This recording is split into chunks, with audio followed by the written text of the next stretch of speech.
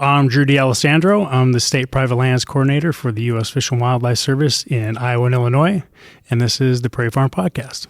I'm Mark Kenyon. I'm Dr. Julie Meechan. I'm Steve Hansen. I'm Jill Bebout. Chad Gravy. My name is Jeremy French. I'm Laura Walter. Carol Hawksbergen, owner of Hoksey Native Seeds, and this is the Prairie Farm Podcast.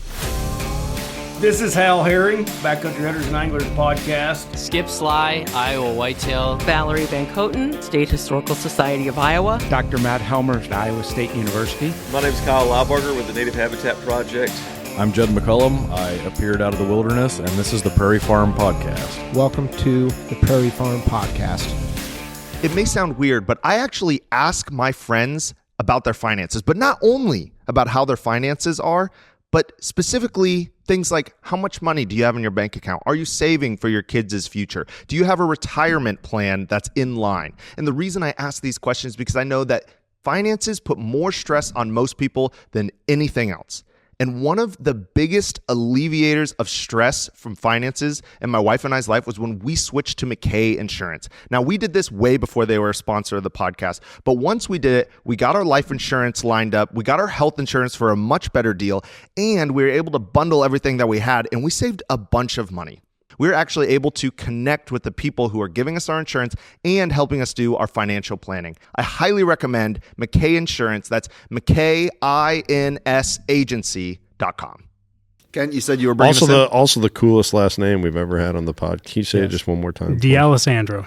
Spelled just like it sounds. Spanish? Italian. I would have never guessed that in Italian. Ken would have guessed Chinese before Italian.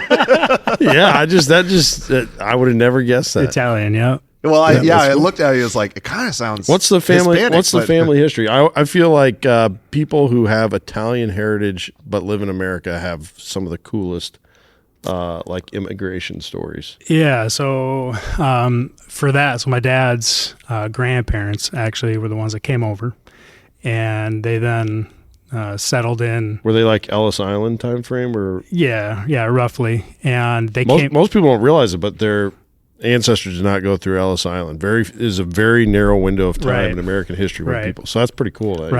So where I'm from, Dilworth, Minnesota. If you know where Fargo, North Dakota is, just 6 miles east of that, on the Minnesota side. There's actually a Burlington Northern Santa Fe Railroad hub there.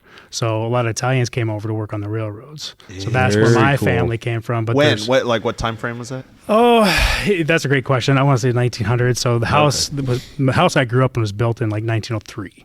Oh. So they would have came just before that, that time frame. Interesting. That's actually kind of late compared to it's other stuff going on. Yeah, it's literally a block from my house where that railroad hub is. We used to go play on the snow pile that they would plow up there at that hub. But yeah, a lot of Italians, Costellos, Verianos, D'Alessandros. Wow, that's so cool. What are Italians like? Like around here, everyone's Dutch. They're really good at saving money. They're very stoic. They're super tall. They're all blonde. What are Italians like? Loud. They get around each other and family. They're open with each other, and a lot of pasta. Really? I mean, every family up there has their own. Does that make it to your family? Yeah, I mean, every family up there has their own spaghetti sauce recipe. It's like, well, this is the Veriano recipe. They put orange peels in it. This is the so cool. This is the Costello one. I'm so jealous of Italian culture. Yeah, you guys seem like the best foodies in our country. It's solid. I have a love for pasta, man. I mean, if you're gonna eat one meal before you die, that's it. Man, I love Dutch culture. I really do. I love it. And I always thought, man, the food here is like a little bland and lacking. Yeah. And then I went to the Netherlands. It is very bland and lacking over there. It is deep in their roots, and Italians are not that way. Yeah. So my family was like the least in that area, like the least traditional Italian like that. But one of my best friends, his mom was like the matriarch. The mom, she did all the cooking.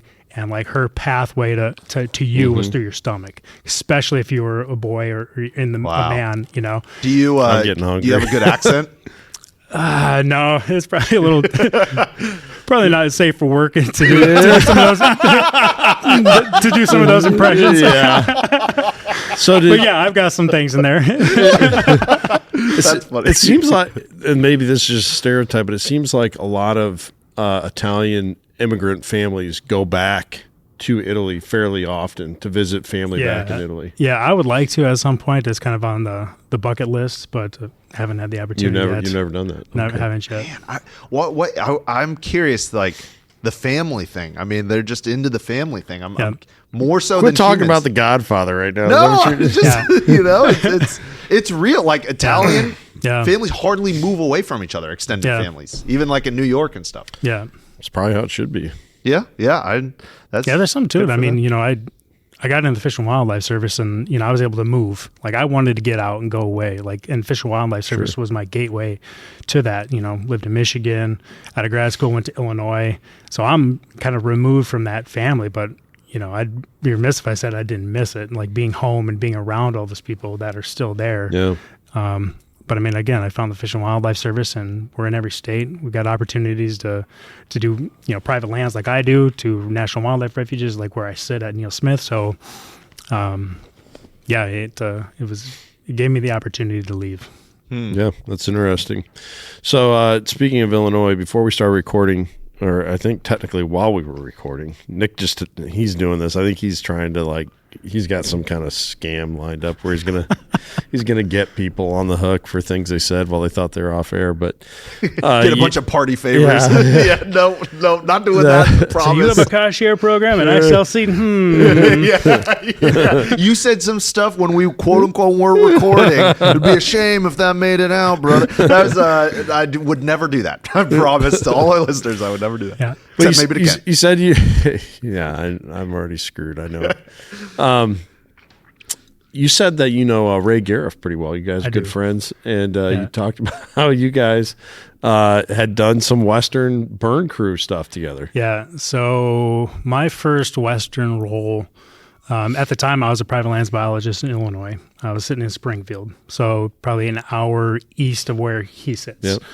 I think we drove through Springfield about 4 times in 2 days. Did you? Yeah. So that was my first position out of graduate school. My wife is from Springfield, and I took her out of there and moved on. But maybe 2014 or so, I think, was my first Western role. Illinois had an interagency fire crew at the time, so they rostered it with predominantly DNR staff, but also other folks. And Fish and Wildlife Service was one of those agencies that supported. And I was like the only one, so I was it was like a free spot. But had some really good mentors and guys there, and plus it was a sense of adventure again, like wanting to go out. At that point in my life, I didn't have wife, kids. I can go out and do that stuff. Yeah. And Ray was on it. Ray and I were on that first crew. I think we went to Montana and Idaho and got to know him pretty well. But then he was also a heritage biologist, and he knew a lot of private landowners that. Heritage biologist. What is that? I think Ray is technically a natural heritage biologist for the Illinois DNR. So he manages like the Nature Preserves Commission, like some of those properties. So like DNR's, the INHF, except for Illinois. No. So INHF here is a nonprofit.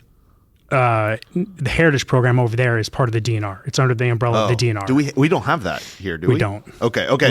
I'm unfamiliar with it. Yeah, but sorry. We don't. No, it's all good. But anyway, we would do restorations on some of the sites that Ray manages, particularly the private landowner sites. So he had talked about the Hill Prairie Initiative on that podcast. So my biologist now, Emily Hodap, works with Ray on a lot of those projects, restoring hill prairies along the Illinois River. Interesting. Yep. So when you were going out west and burning these prairies, what is it like burning out there? So when we go west, it's suppression. It's wildfire suppression. So, you could be going to... Are those mainly woodland burns, forest burns? Or So those are wildfires. Those are like Western wildfires, when June, July, August, September, when the whole West is on fire. That's when crews from the east, Illinois, Iowa, they head out west. So it's mainly suppression. So it could be a big project fire. Maybe, the last one I was on in 2020 was a big fire around Fort Collins. So you're kind of rostered to that fire and you're working just on that fire.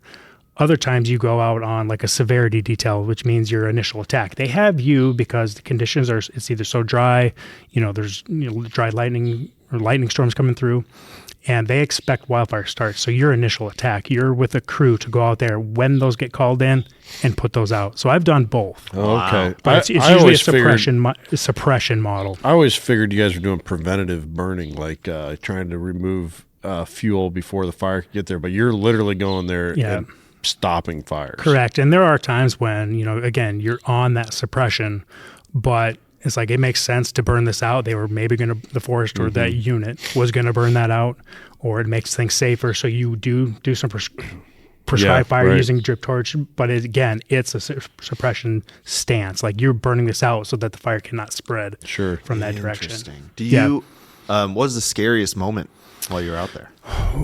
There was one time we had to hike in. I mean, we were not prepared for it. So there were some watch out situations. We got there to where we were going at night, so we didn't get to see the terrain, which is kind of a watch out situation. That's not good.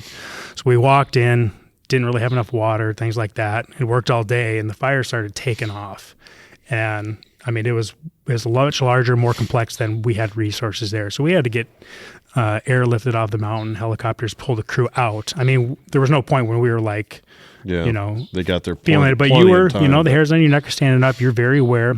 You're paying attention to what's going on. So that was about the scariest out there. But there are other crews that they're. That would be breakfast for them, So it just depends on the situation where you're at. Yeah, we're trying hard where I was. I kind of gave up. I talked to a few people, and they kind of like, yeah, we could probably work something out. It never happened. If you know of a hot shot crew member, I'd love to get them on the podcast. So I was just telling Nick, we have a hot shot crew. So yesterday I was burning at Neil Smith at the refuge. We got about 1,500 acres burned yesterday.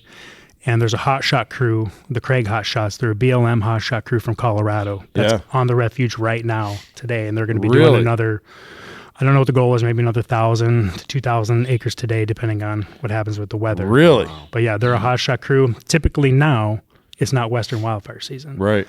But they're going to be going back, starting to get ready for Western wildfire season because they're a national resource. Think we could catch somebody while they're here for the next? They time out tomorrow and head out. So big sad. But I mean, those guys are awesome. Like they know fire. Man. They are great to work with. I bet they're great hangs when they're not around fire. Oh my God. So there's a lot of downtime in prescribed fire, right? Especially at the refuge. Like, they show up at night. We didn't get fire on the ground until 11:30, 12 o'clock yesterday. And just chilling with some of those guys. I mean, they've been they're around. like the kind of people that jumped off the roof for fun when they were kids. Absolutely. Yeah. So there's a hot shot crews. We've worked with, on other Western rolls, guys that repellers, so they're not smoke jumpers and jumping out of the planes, although we've seen some of those guys, but they rappel out of helicopters. Some of these guys are just awesome. The most unassuming people, but you're like, what do you do? Yeah. Like, that guy's awesome. He's a stud. There was giant fires in Redding when I was there, Redding, California, Northern California. Yeah. And I served a table. I worked at Olive Garden. I served a table of smoke jumpers.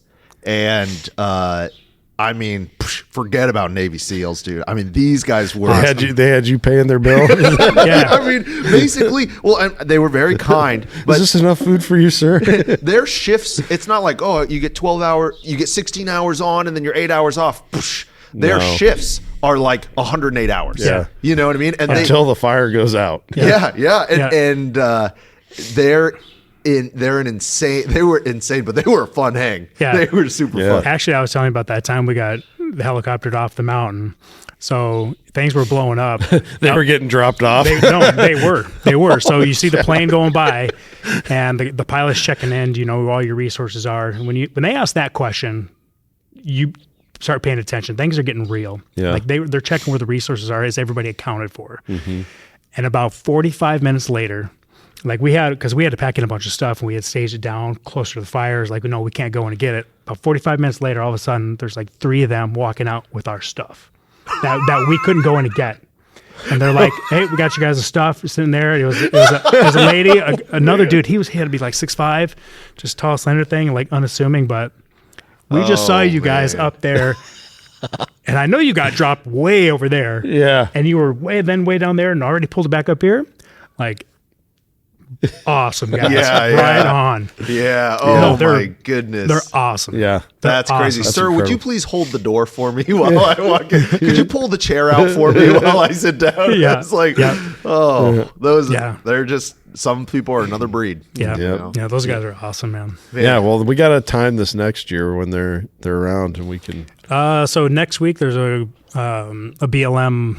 They're not. I don't know if they're going to be smoke jumpers or any of that or hot shots yet. But there's a BLM crew slated to come help us burn next week, and we'll just kind of see what it looks like. I mean, because these guys personally, if you meet one and you're like, you got to be on the pod, we'd move heaven and earth if you're like, hey, I got a 2 days notice, we'd work hard to get one of them on. Noted. We want stories and we want someone interesting and we want to learn a bunch. Yeah. So, well, I feel like those people are truly unsung heroes. I listened to a podcast about that tragic. I can't remember the name of their crew. See, unsung the one heroes. they made the movie about. The one in Arizona, where all but one member of the hotshot crew were killed, and just from it was like a 4-part story or something that I listened to, and just from hearing that, it's like, man, these people are true heroes. Yeah, yeah, and they go through insane training over there. Very. I've got a guy actually in mind already. He's one of our prescribed fire techs now in Iowa, full time, but he has a hot shot background, a Western fire background. But he's here in Iowa for Fish and Wildlife Service, and he's basically our RXB2 on all of our prescribed fires throughout the state. He would be. Yeah, I mean he's here already. Yeah, we'd love to talk. Yeah, for real. Yeah, I've wondered that. It's kind of like. I mean, it can't be too different from special operative military people, right? When do you know it's time to retire, and how do you go away from that adrenaline rush lifestyle to, what's the next role? But at least for them, if they stick around long enough, that there is a retirement plan. Whereas for hot shots, that's NGO, right? Those are they're federal, so like that hot shot. Oh, they are federally funded. Yeah, okay. they're rostered federal under BLM. Employees. Correct. They're Bureau of Land Management. There's other ones that are Forest Service. I think there's a couple Park Service hot shot crews. Yeah, they are federal employees. But I imagine they have to transfer out of being on a hot shot team eventually. I mean, they don't want someone who's 61 years old holding out for 62 for Social Security and retirement. Yeah. Right? So I mean, at I forget what it is. I think at 59, if you are primary fire in the federal government, you time out. You automatically, that's your retirement. So they take you all the way to 59, though. That's your retirement. Yeah. But a lot of guys, in some of those roles. Funny thing what happens when wives and kids come around. You need a little bit more stability. They're running around doing fire like that. It's there's people that can do that. There's people that choose not to, right? So some of them will come and do there's other fire roles within the federal government. Sure. Again, prescribed fire. Some of these other ones, engine captains, things like that, or leadership within the fire ranks, or depending on your degree background, you can jump over to the biology series and be like a refuge manager, depending on what you have. So a lot of folks will take that route as well. So is that really hard for people to walk away from that excitement? And I think there's some folks that, that's part of it. They'll do that, and they will be career fire, and they'll be career hot shots, or they'll be out west. They'll do that stuff, and that's what fills their boat. That's them. Interesting. And then they come over here and do the most dangerous part of our job for fun. Yeah. Smoking a cigarette out there. Good retirement job here. We're like kids in his hard hat, his prairie hard hat. You will not catch me wearing a hard hat on a prairie burn. Maybe in a woodland burn for sure, but No. Man, that's fine. Well, I appreciate you coming all the way out here. Yeah. That was super cool of you. But what piqued my interest about you was your entanglement with Neil Smith. Yeah. And we've been trying to catch people from Neil Smith for a while, but you guys are really short on funding. Neil Smith the guy that bullied you in junior high? No, what was the joke? Is Neil Smith the dad of your girlfriend? Yeah. You guys have Neil Smith National Wildlife Refuge. If you're not local to here, Neil Smith was a senator, I think, that pushed representative that got it pushed through. It was like his big thing while he was in Washington. Same with like Red Rock, Sailorville. He did all those. A lot of those projects came. Wow. From, during Neil Smith's tenure. Man, good man. Yeah. Props to that dude. Yep. Yeah. I'm curious what the inner workings is in the, and I'm sure it's changed dramatically, but in politics, what deals with the devil do you have to make to bring Wildlife Refuge back to your state? You know what I mean? Yeah, that's a good. So the story I heard was basically Redlands Corporation, I think was his precursor before Mid-American, was buying up a lot of that land, back in the 90s, late 80s, early 90s. And something happened. I don't know if they were going to put a nuclear plant there, or Yeah, what the plan was. It's Walnut Creek, right? That runs through there. At the time, it was Walnut Creek National Wildlife Refuge, but they were buying up all that land around it, and deal kind of fell through. Neil Smith was able to negotiate. Called up Fish and Wildlife Service, says, "Hey, congratulations, you have more refuge." And at the time, it was all crop ground, right? And Fish and Wildlife says, we appreciate it, but no thanks. And he says, "No, you don't understand. You have more wildlife refuge." So then at the time, it became one of the largest prairie restorations in the country, and has turned in, from that time, like 1,000 acres maybe to over 6,000 today. Our That's a awesome. bunch of our seeds out there, but not nearly the variety that we grow today. But I think a lot of our Virginia wild rye is Virginia out there. wild rye, and I believe purple prairie clover. Yeah.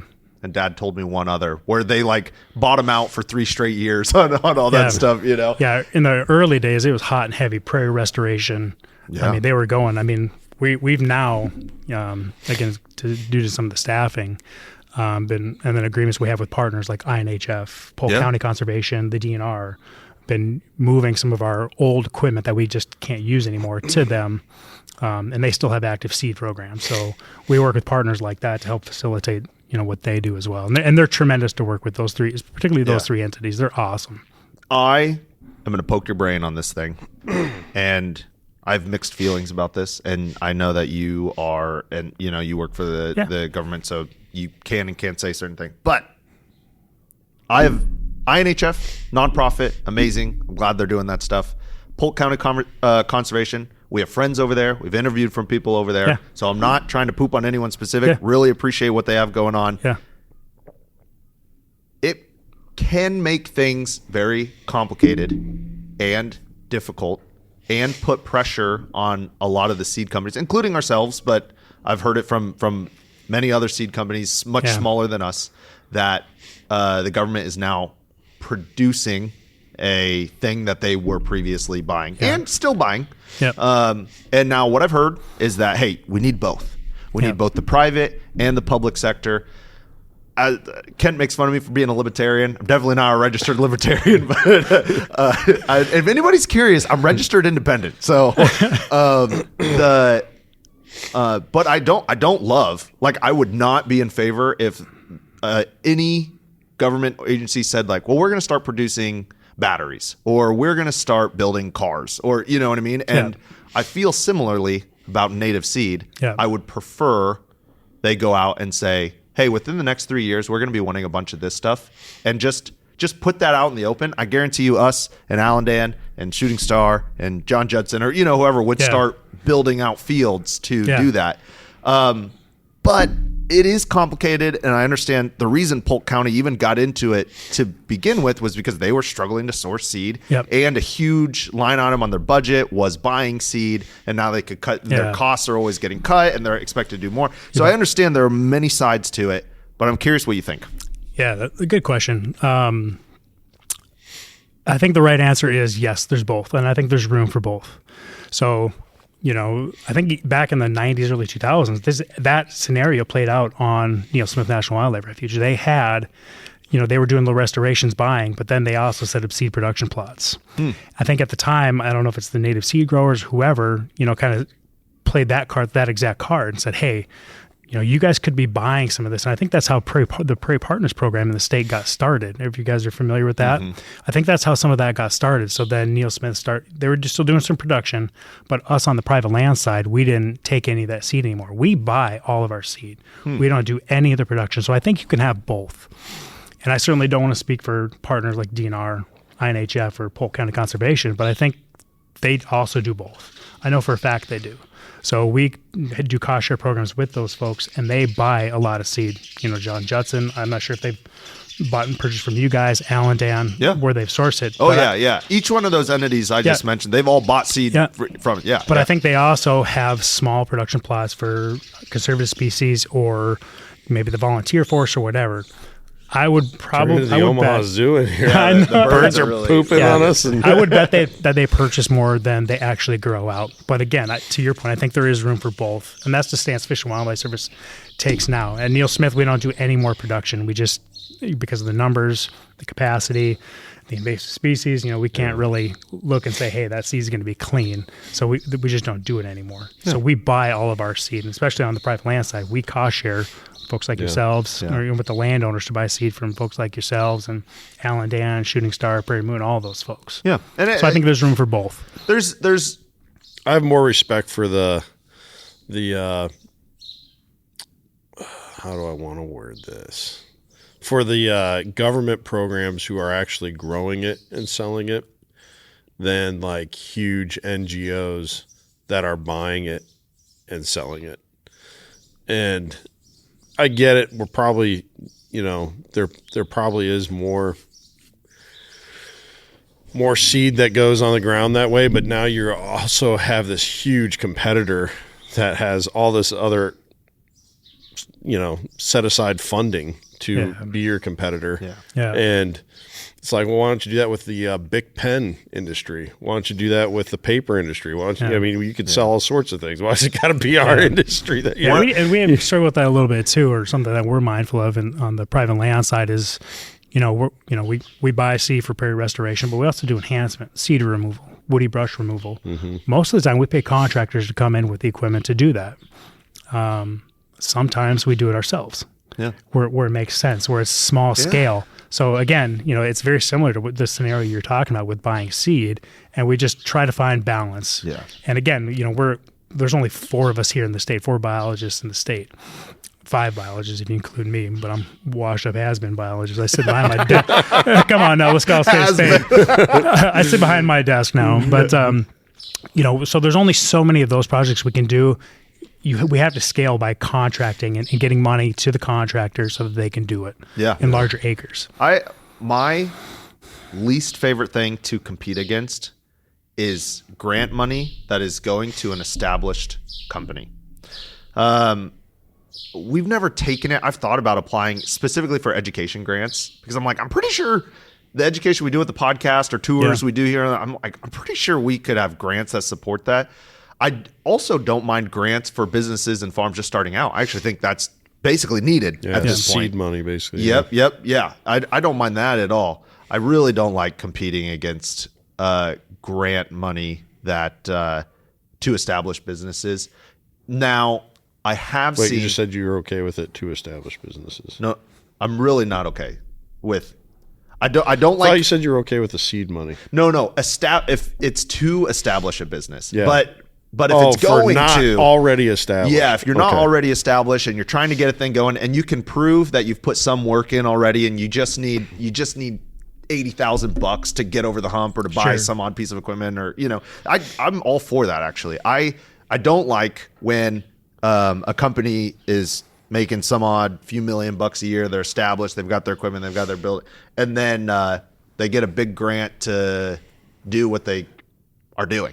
Now, if the government said, hey, this is a grant to grow and sell hand-picked only species in a woodland area, and nobody's doing it, and the government says, we're going to give you... I think if it's meeting a real need instead of just making sure you finish deeper in the black, like if you go to like a rural community or something, you're like, hey, this is part of how we want to keep jobs, in rural communities, and here's some money so that you can hire another person to be on your team or something, then I think I'd be okay with that. Or like you said, if like we're really good at these 50 species, everybody. We know that there's, 600 more, but nobody grows them because it's really hard. So this is to help compensate. Yeah. And maybe you do that too with the employment thing, not just, hey, we want you to have another person working there, but because it's super hard to grow prairie flocks. Yeah. And I don't want to be too black and white. There's just tons of nuance, and I get it. And I get for the government or different departments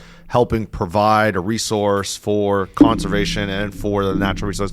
Tons of nuance. It's just I can see both sides, and I wanted to pick someone's brain about it. But shifting back to Neil Smith is running for office, by the way. He's going to put an end on this. Oh, dude, you couldn't pay me enough right now to run for office. I told Ken and I do this like $1 billion, but you have to do this. And we got up to like $10 billion, but you have to be president of the United States. No. And both of us were like, never. You couldn't pay us enough. I wonder, if the semi truck came pulling up with $10 billion, I wonder how much my integrity would stay intact. But I at this point, there's nothing that you can make me want to do. You got to make it all 4 years. You know what? Someone test me on this. Somebody test me. But I want to go back to Neil Smith because in the first, talking about government money, you guys used to have a bunch of staffers doing all sorts of stuff on Neil Smith. And now there's literally like 3 of you. 3. And then Pauline Dromney, shout out to her. She volunteers a ton. And she's out there doing a bunch of work. There's probably other volunteer workers that are doing a ton. Definitely. What are, and I know, like, I don't want to put you in a corner where you're having to say stuff you don't want to say. I'm just black and white. What was happening when there was funding? How much less funding is there now? And what's not happening now that there isn't that funding? A lot of companies talk about conservation, but I want to tell you about a company that actually puts their money where their mouth is. birdhuntersupply.com is a great company. I know the owner, Joe. He's a great dude. We've had the privilege of working with him. And let's just say he really puts his money where his mouth is. A large percentage of his profits from Bird Hunter Supply go to a conservation organization of your choice at checkout. So your purchase actually puts money towards conservation, and it's not just a roundup. It's not just asking you to donate on top of your purchase. This is included with your purchase. This man is running his very own small business version of Pittman Robertson, except without all the government stuff. I'm a big fan of that. So whether you're buying hunting apparel, decoys, dog training gear, you are actually going to be giving back to conservation. That is my friend Joe at birdhuntersupply.com. We love that company. We love what they have going on. Oh, and they do a really great job with their website. Makes it very easy. birdhuntersupply.com. Yeah, so just to, I can speak to most of that, but just to draw the distinction, like, I'm technically not a refuge employee. Mm-hmm. I hang my hat there. That's my office is. But we all wear the same badge, right? Same Fish and Wildlife Service logo. So, we support each other that way. So back in the day, in Neil Smith and as a prime, there was just 20 staff there. Wow. And then you throw seasonals and interns and a solid volunteer crew. I mean, there could be 30 people walking around there, and the cubicle space it's set up for that now, but they're empty, right? So back then they had, volunteers would go out and hand harvest seed. Again, when there was more restoration going on at Neil Smith, they would hand harvest that seed for those restorations. Yeah. They would then go out and do the woody management, the locusts, undesirable tree species, girdle those, cut those down, do stumps. We're half an hour from Des Moines. I think it was, I can't remember what the number, 250,000 is visitors a year was popping into my head, but, I could be off on that, but probably not by much. We had a very solid visitor service program. The refuge was open 6 days a week, Monday through Saturday. Now, because we had that rainstorm 2 years ago, the refuge building isn't even open to the public now. But before that, it was only open like Thursday, Friday, Saturday. And then it was Friday, Saturday, 2 days a week to have a visitor services program for this great resource that's only half an hour from Des Moines. Yeah. So when you lose capacity like that, you have to start making some hard decisions on what are you going to provide. And then, like we're talking about prescribed fire, the crew's burning. We have collateral duty folks, myself and my staff and the refuge manager. But again, that's not enough to actually meet the minimum qualifications or the minimum standards for an actual burn out there. So we have to bring in more resources. So it's across the board when you lose staff like that. It's visitor services, education, interpretation, the actual habitat management side, you lose capacity to do all of those things. So it's really across the board. But now, like I said, back in the day, that upwards of 20 to 30 staff with volunteers and interns, now there's 3 refuge staff. The refuge manager, the maintenance worker, and then the visitor services manager. That's it. The other people that are there are me, the state private lands coordinator, and 2 private lands biologists. And we still do have some volunteers. Like there's some volunteers out there now that are doing traffic control as we do prescribed fire. So huge lifts there, right? And then we've got 2 or 3 interns starting that do the herbicide in the summer, some of the management things in the summertime. But that's a far cry from what that refuge had before. How many thinking, keeping it efficient and saving as many of the public's dollars as they can. What is an appropriate amount for what it takes to run that place? Not growing out anything else, not in more programs, but just kind of what was there. What's an appropriate amount of staffing? Oof. That's a good question. Certainly need the maintenance worker. He's worth his weight in gold. Obviously, the refuge manager for all the administrative stuff. I mean, if we could have, the visitor service manager who we have, another park ranger, which was a position we did have, to do more public education, particularly in the summertime with the school groups that come out, the summer program groups that come out just to do interpretation.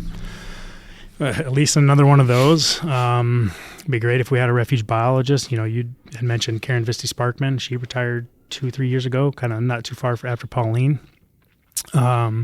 Just to do some of the management of are we meeting our objectives with the management we have? If we could have 2 more refuge staff to actually do some of the management, some of the tree work, some of the vegetation. I mean, I could build a pretty long list of how many folks we need, but yeah, right now 3 is it's challenging on the system. Wow. No doubt. Wow. Do you know how much money was actually cut from Neil Smith? I don't. I haven't seen the refuge's budget, so I can't speak to that. I'm sure it's got to be public, right? I'm sure it's like I'm sure you could get that. Google search away. Yeah, I'm sure you could find it. If not, you could do a FOIA request and get some of that. Man, FOIA is magic. I love using FOIA. There was some major storm damage done at the facilities out there recently too, right? 2024, July 30th, 2024, afternoon, that storm came through, and I've never seen hail that intense for that long ever. And the roof out there is a rubber, it's a PVC technically, but when it gets cold like that and then you get that hail, it goes from being flexible to rigid, and it just punched right through. I mean, the whole roof was basically destroyed. And then it rained through it, right? And federal government buildings are self-insured, so is it fixed at all? So they, the crews were out there. They put shortly thereafter, they put a temporary roof on. And then now they're actually going through plans to see what they're going to do. Are they going to renovate? Are they going to... So it is the facility's operable and everything. For the staff. It's not open to the public, but the staff, the administrative side. So the museum is all closed still? Yep, all that stuff. We took all the specimens out, moved it to another refuge. There's 3 Conex containers in the parking lot now with a lot of the stuff that was in the office. So yeah, it's an interesting state. We'll just say that. But yeah, there's plans moving forward. I don't know what those plans are, what the final decision is going to be. But I would expect something pretty soon on what they're going to do and a timeline for that. That's federally owned ground. Yep. Man, Knoxville had a giant VA hospital. I mean, it was like a college complex of a VA hospital for a while. And when the VA hospital closed down, Knoxville had a terrible issue trying to get access to be able to develop that VA hospital. What did they need to tear down the buildings or put a college there or whatever they wanted to do? They couldn't get access because it's federal land, Yeah, and the VA didn't own it. There's another department in the government that actually has the owning of the land, and it was very complicated. And to sell any federal land, I think you have to have approval by Congress, don't you? Yep. Interesting. Yeah, and I don't know how the VA would work. I don't know if GSA administers it or actually who owns the land. But in our case, we're a federal land management agency. It's U.S. Fish and Wildlife Service. We had to get Chuck Grassley's ear.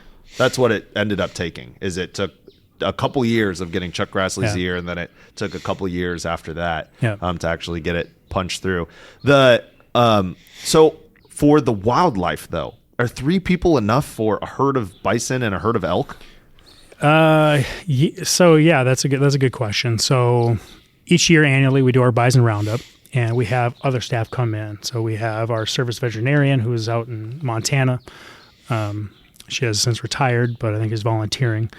We have other staff from other refuges come in to do our bison roundup, to do the health checks, things like that. For the most part, those bison are pretty self-sufficient in, roughly 1,000-acre enclosure that they have.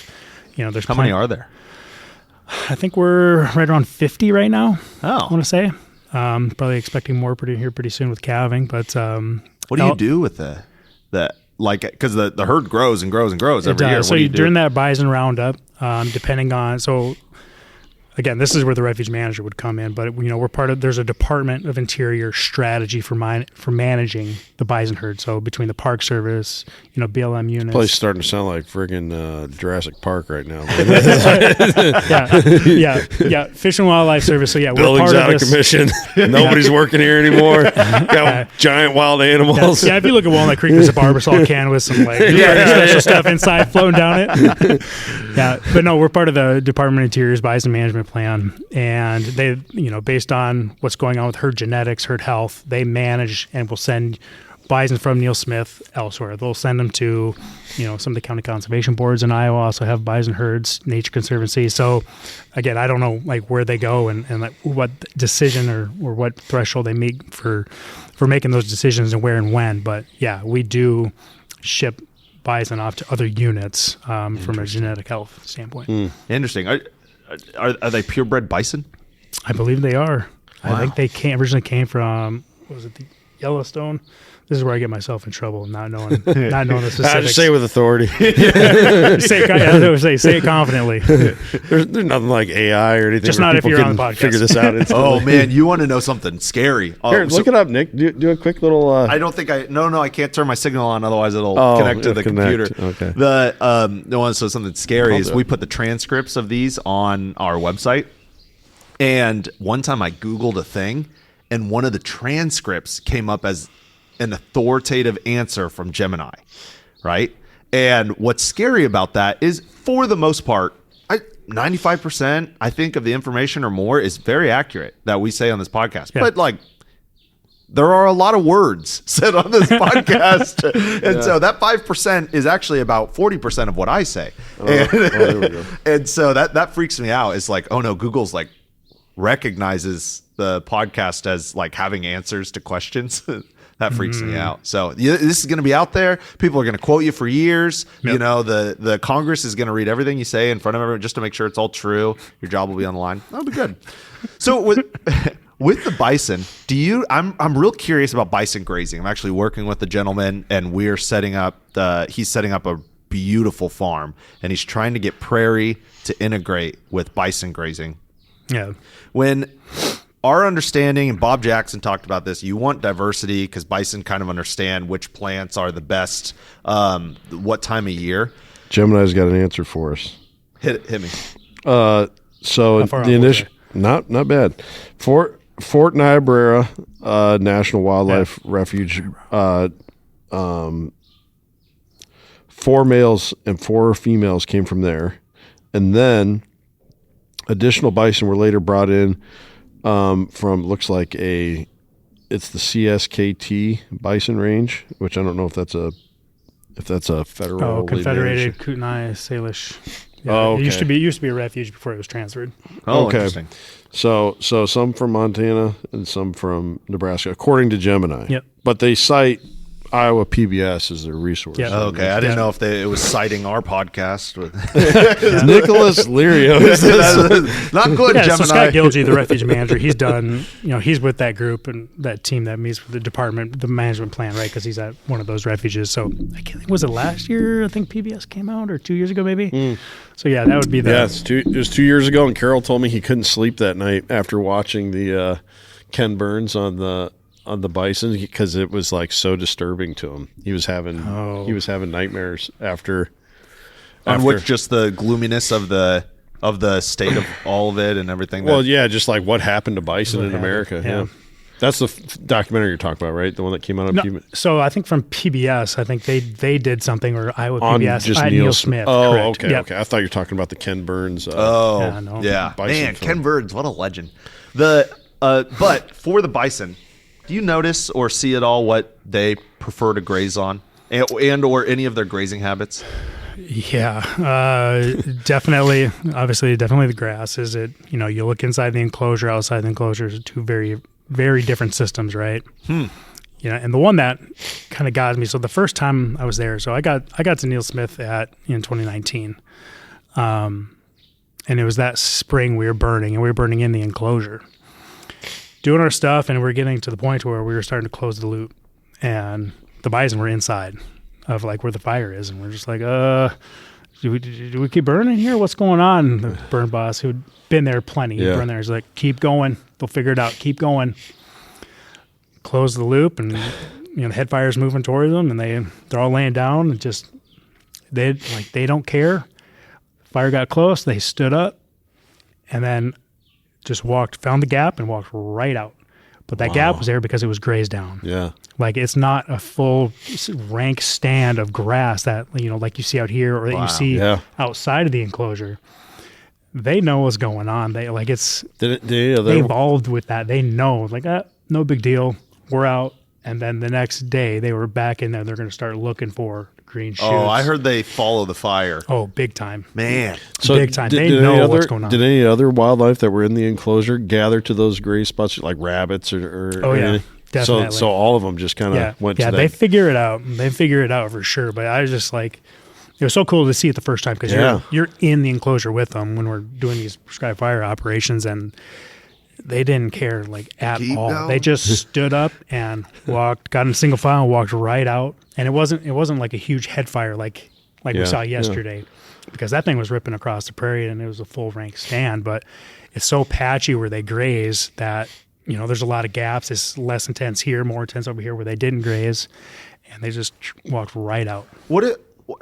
So there is an issue with native pasture mixes that we put together where it is very hard to have a third green up, I call it. Some people call it second green up. But you've got your cool season, easy to do, wild rice, June grass. I mean, depending on where you're at, blue grama even. You got your warm season, that's obvious. Big blue stem, Indian grass, eastern gamma grass, which is kind of in between, and maybe even switchgrass. What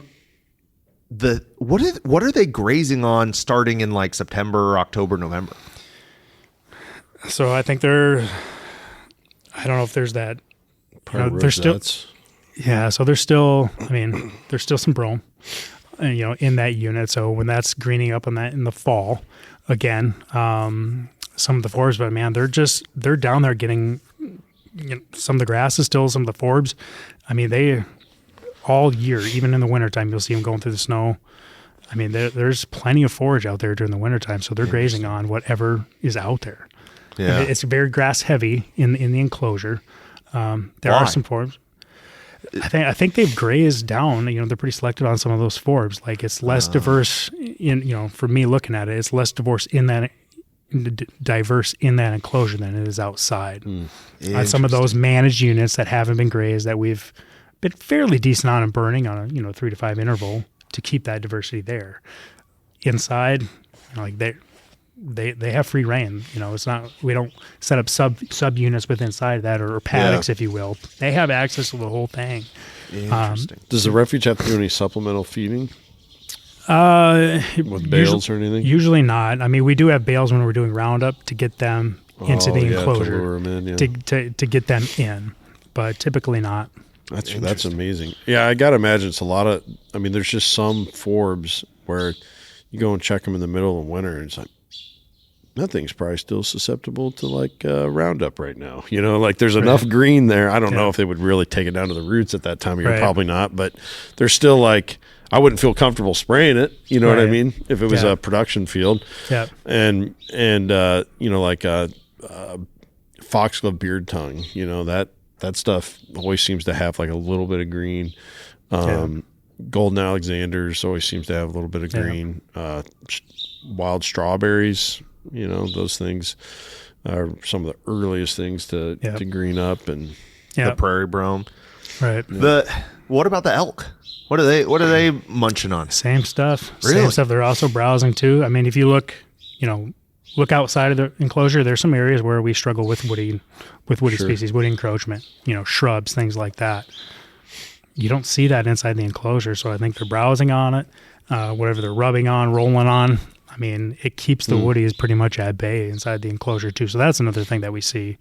Do you think the elk do more to keep the woodies at bay, or do the bison? I don't know. I think they're both probably pretty good at it, between the browsing of the elk and then the bison just rubbing on it, knocking it over, just keeping it out. We do burn inside there still as well, so on a rotation. So the fire's part of it. but I think to a much lesser extent than the elk and the bison inside. Sure.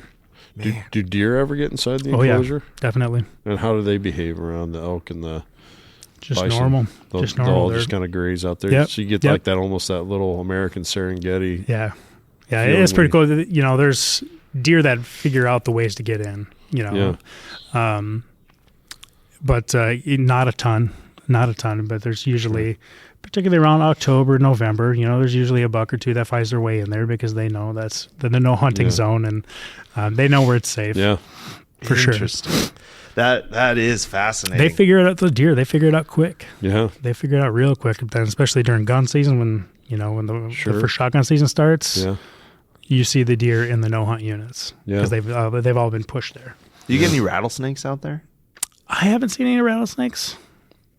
I'm sure we may have had them at one point, but I don't think we do. Yeah. How's the shed hunting inside that enclosure? Pretty good. Exceptional. Look at that smile. Pretty good. Pretty good. You have to put them in a white pickup, in the back end of a white pickup to carry them out. Yeah. Yeah, there's you can find some decent sheds, especially now with the prescribed fire that's going on. Yeah. There's some. You can find any good elk sheds this spring? I haven't found any elk sheds yet, but our maintenance guy is he's pretty good at finding them. He's pretty well. Ray, if you ever need some help, I mean, after our podcast with Ray, he was like, "Oh, I was thinking about you guys. My kid found this shed, and this is a dead end my buddy found the other day in a fire." And they were like some of the greatest sheds that you'll ever see. Yeah, it sounds like he doesn't get too fired up. No, about he doesn't care at all. Yeah, he's a prairie guy. He's a prairie guy. Yep, he's a purist. Yep. Yeah. Man, are obviously the bison and the elk you brought in, but are there any other critters out there that was my dad's thing? He just loved seeing the wildlife interact with their habitat. He loved it. And but do you guys have any other wildlife that's real cool to see out there? I mean, I grew up a hunter, so I always kind of come from that perspective. Yeah. There's a lot of deer out there, a lot of pheasants, rabbits in certain areas. We saw a lot of flying out yesterday when the fire was going on. So that's cool to see. Short-eared owls. In wintertime. What about jackrabbits? You seen jackrabbits? No jackrabbits. Really? None. I would have loved to. I would think there'd be some out there every now and then with the bison. None. We had another person who was asking about jackrabbits too, and I was like, I haven't seen them. I asked the staff too, particularly the maintenance worker, who's he's from the area as well. Yeah. Worked there, but he says it's been a long time since he's seen a jackrabbit in that part of the county or period. Yeah, part of the state even. Yeah. Wow. Okay, so before we go, because we got to wrap up, because Kent's got a burning schedule he's got to get to today. I want to ask you... Is it really that deep in the conversation? I'm having a blast here. Yeah, I had a good time, but my friend's got to go burning. He let me know 8 times. Well, we as a company owe this person a pretty big favor. Yeah, that's true. Most people do not see elk and bison interact with their native landscape. And so because of that, I think you are, I don't know, you would have special insight in answering this question. We've asked it a few other times. If everyone in Iowa packed up, moved out of here, what do you think, what are some of the things that would evolve on the landscape over the next some odd years, decades? I think we should just call this Jurassic Park. This episode. Jurassic Park scenario. No, this episode we're just going to call it Jurassic Park. Iowa's Jurassic Park. So what would happen if man just picked up and left, and we let what's here now just go? Yep. Cornfields and bean fields, empty as they are. I hate to say it, but I think we'd see a lot more trees. Okay. Yeah, I mean, we fight. You don't think the goats and the cows would escape and just breed like Catholic rabbits and just hammer those trees down? Goodness, Nick, that's quite a reference there. You never heard that before? No, that's just. I don't think that's safe to say in this day and age on a public forum. Oh, sorry to all the Catholic rabbits out there. Wow, doubles down. Yeah, perhaps. I guess I haven't thought about that. This isn't something you just think about every day. I think about this way too often. Unfortunately not. Yeah, I mean, I think about what happens when you just let go, just from the perspective I have now, and just trees, man. We battle trees, even on the restorations we do on private lands. If they're not burning, if they're not doing some type of maintenance, these areas that we seed prairie, particularly, using Neil Smith as the reference, is just the tree encroachment. Yeah, Chris Helzer.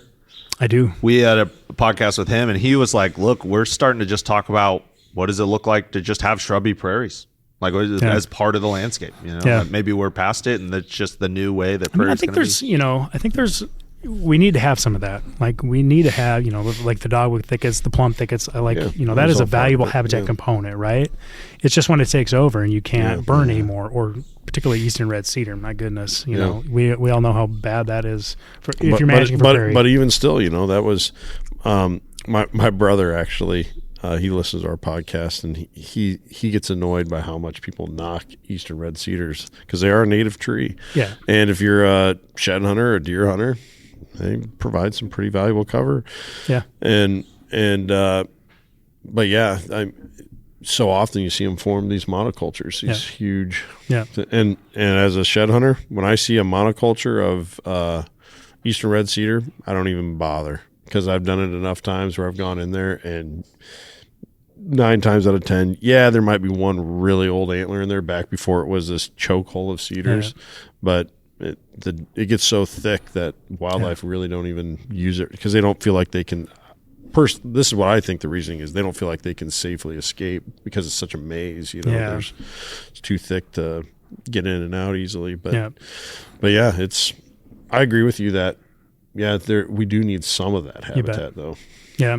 Particularly for the pollinators, early in the season, American plum, some of the woody species, even maple, that's particularly if we think about, threatened and endangered species, which falls under Fish and Wildlife Service, rusty badge bumblebee, American bumblebee, some of these species that are now, their numbers are declining. They need those early resources, and a lot of times they come from woody plants, right? Because we're not seeing our prairie species bloom until much later.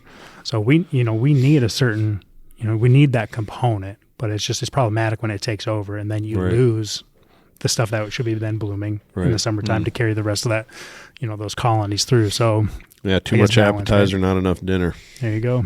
Interesting. There you go. Earlier we were in the truck, we're hanging out, and you were explaining to me that you kind of break down why landowners care about conservation into 3 parts, and that was fascinating. I think our audience should hear that. Yeah, so it's I call it the landowners' values triangle. And I was explaining to Nick, so, in the agriculture community, this should resonate. So, if you think about the soil textural triangle, right? Every soil is made up of a certain percentage of sand, silt, and clay, right? Right.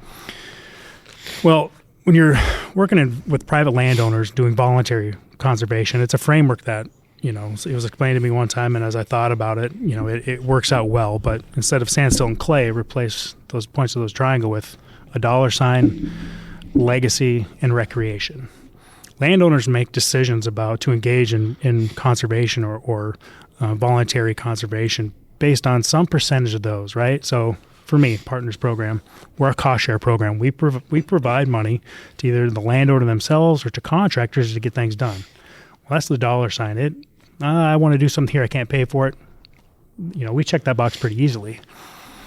Recreation, the deer hunter, the shed hunter, the turkey hunter, the waterfowl hunter who restores a wetland on their property. That's what recreation looks like, And then there's legacy, which actually I resonate with most, and I see more people willing to engage based on the legacy percentage or that legacy piece. This farm has been in my family for 100 years. I want to continue to do this and keep this there.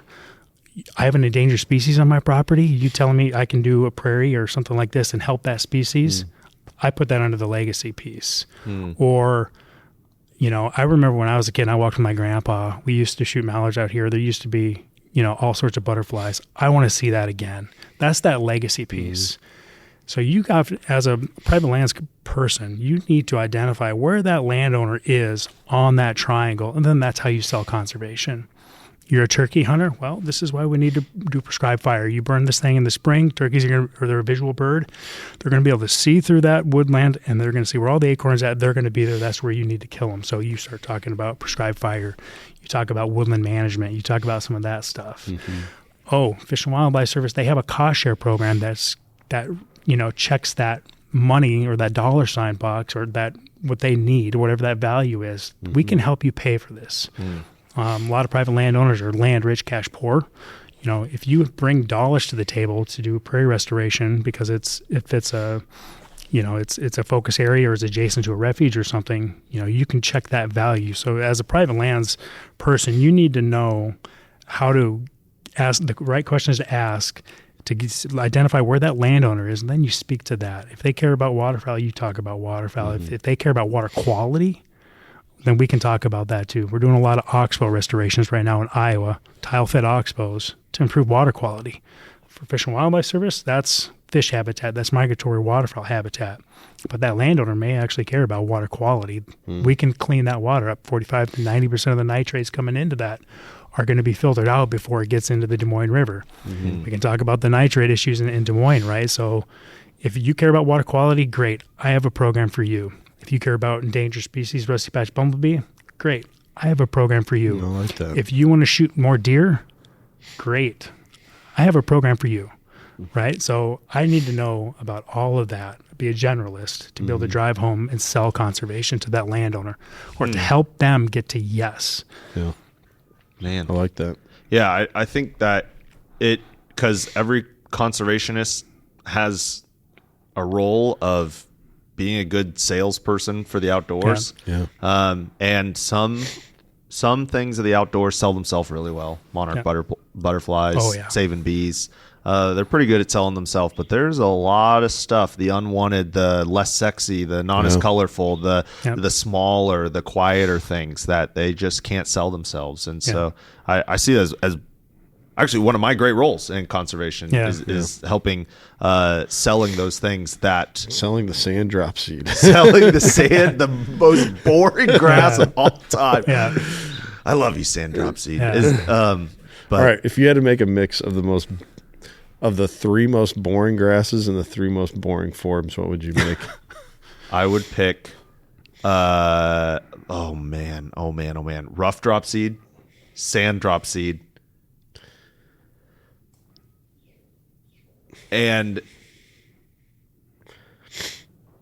silky wild rye, hairy wild rye. So boring. So I think Canada is more boring than silky. Well, Canada at least hangs over. It's bigger. Yeah, but so is silky. Barely. It's more like Virginia, where it's just kind of like, I don't know, it's smaller. It's hardly even up to your knees. It's just so boring. And it doesn't mean I don't love it. Yeah. It's just boring. And then for flowers, I would pick probably white sage. Gray-headed coneflower.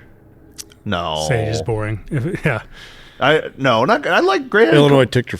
Illinois tincture foil, and then the other one is actually American water whorehound. It has pretty little flowers. It's cool, but it's mostly just green. Yeah, it's just it looks green weedy. veg. Yep. Those are probably that's a good pick there. You got anything else you'd throw in there? Me? Either of you guys.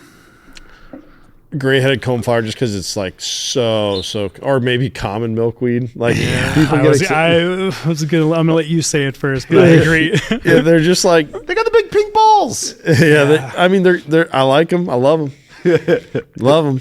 But man, they're just a dime a dozen. You know what I mean? I agree. I mean, it's almost blasphemy for Fish and Wildlife Service to say something like that about milkweed right now, but I agree. Yeah, dude, it's kind of boring. Honestly, I think world milkweed's more. I get excited when I see world milkweed. Like I'm very excited about true, it. Yeah. But if you're just looking at it, apples for apples, yeah. I'm just they don't have any big pink ball. They're just short and got a little bit of white on top. And man, well, we really, really appreciate having you. Yeah, it was fun. I appreciate you guys extending the invite and having me. It's I was looking forward to it, and it delivered. All right. Well, before we go, if you could snap your finger, change anything about the world, what would you change? Oh man, I knew you asked this question. I was thinking about it. He names a very specific project that's like I wish my car's head gasket would quick go. Yeah, I was thinking about it. I guess working in Illinois and Iowa, and so much private land and heavy agriculture. I wish I wish people would see their connection and see the opportunities on their farm where they can make a little bit of a difference for wildlife habitat conservation, where, there is space on every farm for some wildlife conservation. I wish if I could snap my fingers, they would recognize it and knew where to go to get the answers and get the help to do it. Yeah. That's what I would change. That's a good answer. I've been thinking about this a little bit. Like, if you had to focus on plant ecology or better fauna habitat when you were designing habitat, which one would get you a healthier outcome overall? And I don't know. I'm curious. Do you have an answer? I'm a plant guy. I mean, I cut my teeth on prairie, actually Pauline was the first person to hire me into the Fish and Wildlife Service doing vegetation survey. So I learned prairie actually out going and doing species identification. Then that rolled into grad school to my thesis.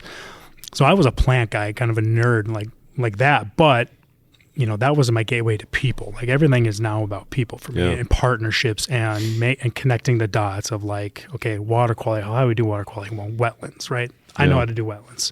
Yeah. So we sell it that way. Or what sells, you talked about it, the monarch and pollinators. I mean, there's probably been no bigger boost to prairie conservation than the plight of the pollinators, right? Yeah. So we can sell that. But it all starts to me, like when we're doing restorations, it's all to get a certain end state for the plant community. Like, I'm a plant guy. Yeah, I always go back to plants. That is super cool. All right. Well, for everyone listening, you guys know, just like Drew. Sorry, Andrew. Yep. Drew. Wow. Okay. I called him Andrew a bunch of Mr. Double Down today. Double Down Nick. I'm in a mood. We really appreciate you. Just like he was saying, it starts with you. It starts with the people that are going to do the things. And obviously that starts like conservation. It happens one mind at a time.